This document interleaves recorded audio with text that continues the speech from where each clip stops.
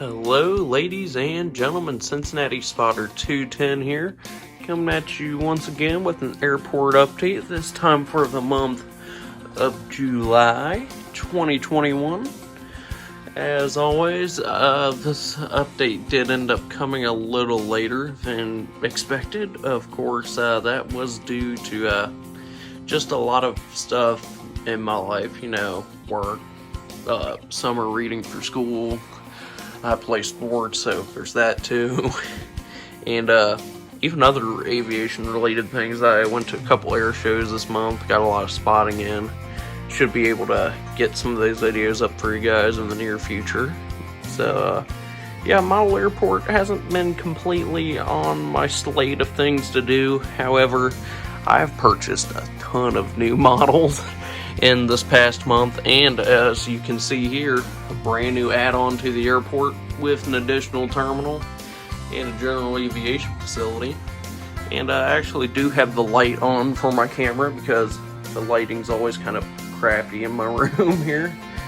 So yeah, without any further rambling, let's hop right into this month's update. Alright guys, let's start off over here on the newly added part of the airport. We've got here this brand new model, Delta Airlines Airbus A330-900neo of course, Herpa Wings. This aircraft just landed on the newly extended runway 25 from Atlanta. And this A330 is going to be running a once a day, every day of the week rotation. Comes from Seattle, Tacoma in the morning, then it loads up for Atlanta. Continues on to Atlanta. Does the whole turnaround in Atlanta, comes back here, and then in the evening it goes back to Seattle, Tacoma. So yeah, just due to increased capacity and of course recovering passenger numbers from the ongoing COVID pandemic, which has thankfully very much retracted from its state it was in this time last year. So passenger demand is back, and because of that, Delta's having to bring in the bigger aircraft for some of their routes, including this amazing A330. And hopefully it will be in updates for many months to come. Anyway, let's move on to the next aircraft. Just holding short of runway 25, we have this United Airlines Boeing 737-800 in the new livery. This aircraft arrived in from Denver, and it is operating the Denver rotation today. This aircraft, as I said, is just awaiting for the Delta A330 to pull off the runway, and then it should make its departure to Denver. Here's just a quick look over at the new business at the airport. This is actually Hank's Flying Service. It serves as an aircraft maintenance, storage, and FBO area. And this was actually located on another airport I had built called Colt Field. And I actually did away with that airport, so I had this hangar left over, and with this expansion I decided to do, there is some space, so yeah, we've got Hank's Flying Service at GMR now. Now, as you may have seen in the beginning portion of the video, there is a new concourse at the airport. Ladies and gentlemen, I introduce you to Concourse A. This concourse now houses Allegiant Air, Patriot Air, JSX sometimes, United Airlines, Air Canada, and basically any charter carrier that may come through the airport, like Vacation Express, Casino Express. They would fly into this terminal, and basically now, which is now known as Concourse B, this serves Delta, KLM, Condor, and any other international carriers besides Air Canada, and any aircraft that would require actual customs and border protection. Those would come here. Meanwhile,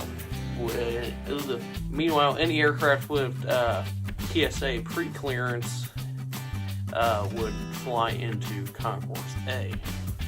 Now, we have 2 aircraft here currently, and that should it should get a lot busier in the next month, as American Airlines will be making their return to GMR, partially in thanks to this new concourse. They will fly American Mainline and American Eagle flights to and from Dallas and Phoenix. So that will definitely be a treat to welcome them back to the airport. But in the meantime, we can go ahead and cover this Patriot Air McDonnell Douglas MD-80, which arrived in from Toledo, Ohio on a charter flight. And this will actually be operating the Puerto Vallarta vacation flight today. So yeah, very cool to see that, and this flight will be ending soon, so all the local spotters better catch it while they can. Over on the other side of the concourse, we actually have this Allegiant Air Airbus A320. This aircraft is just resting. It arrived in from Shasta, California for 2384 Aviation's airport, and this will be departing to Las Vegas, Nevada after the turnaround. Moving over from Concourse A, we move to Concourse B, which is, like I mentioned earlier, now fully occupied by Delta and their SkyTeam partners, along with other international carriers, which would include just Condor at the time of this video, which did bring back seasonal routes for the month of July, but those only operate on Fridays. And hopefully when ski season comes back around, Condor will come back more often. But just on Fridays for right now. Anyway, let's go ahead and start with the Delta aircraft. We have this Delta Connection CRJ-200, which is actually a former Eurowings CRJ-200. This one is operated by SkyWest.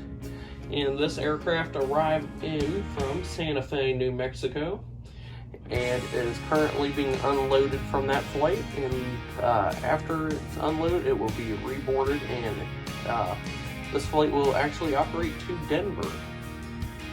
Alright, next to it we have another Delta Connection CRJ-200, this one actually in the Delta Connection livery, slash SkyWest livery.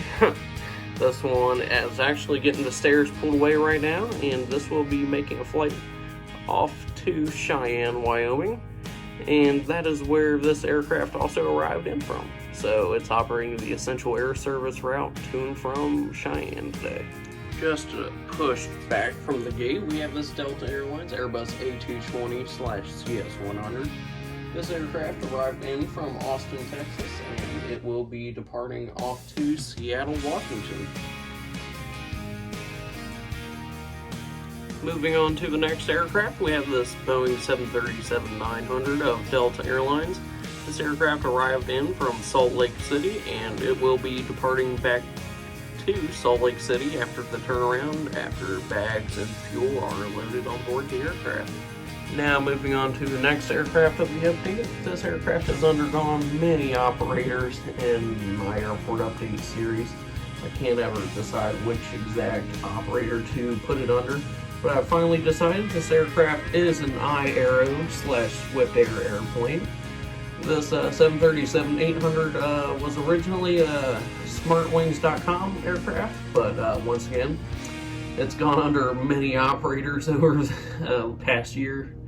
It's finally with iAero, and it's actually operating a casino flight today. This aircraft arrived in from Reno, Nevada, and that's where it'll be doing the turnaround flight to as soon as passengers are boarded on the plane.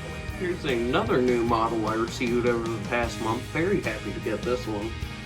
This is actually an in-flight 500 model rather than a Hercules model. Very hard to find this one. I highly recommend buying it if you do find it, because very unique aircraft, and I don't think many other model manufacturers have made this. If not, in-flight might be the only one.